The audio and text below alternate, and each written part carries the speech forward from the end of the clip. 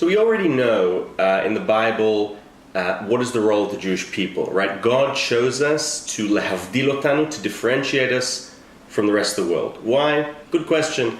What is our role as the differentiated people? We learned this last week. We started touching upon this when we learned about non-kosher food, that the role of the Jewish people is to differentiate between what is pure and what is impure.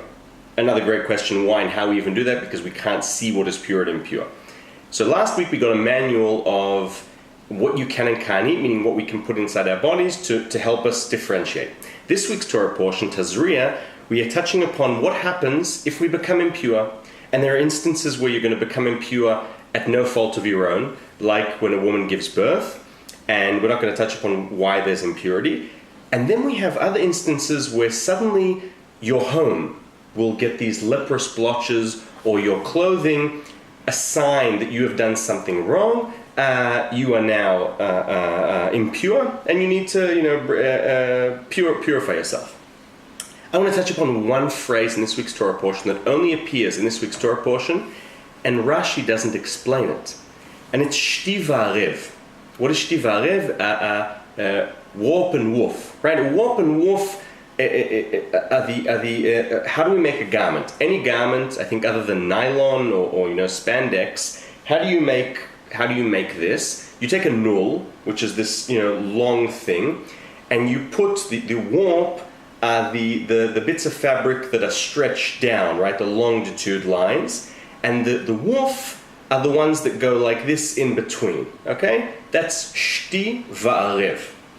Now we're told here time and again that if you have a blotch, right, impure blotch on either the shti, either the line, the longitude line on your fabric, or the latitude line. Now, what is this all about? Well, what are we going into? If the clothing is impure, it's impure. What do I need to get into? What bits of it are impure? And Rashi doesn't help us here.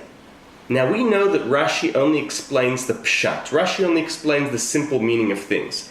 Hence, if Rashi doesn't explain the only time in the Torah where it appears several times in this week's Torah portion, shti va'arev, warp and woof, there are two options here. One option is that it's clear that everyone's, that's how they make clothing in the medieval era. But then Rashi should say that. Perhaps there is a hidden secret here.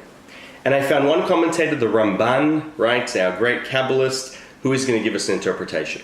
And he tells us that, right, when you think about it, this is a sign of a miracle. What does this mean?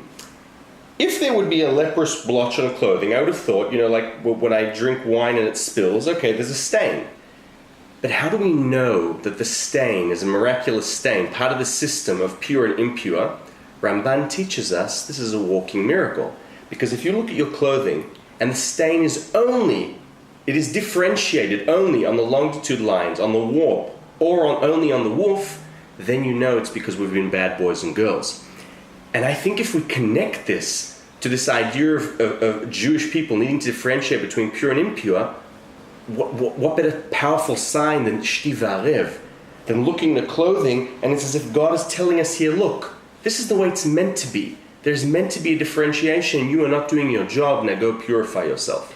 Thoughts on shti va'arev, warp and woof, what it really means, where it starts, the only time it appears in the Bible, and the Jewish people's job to differentiate between pure and impure, and the miracle of blotches on our clothing. Shabbat Shalom.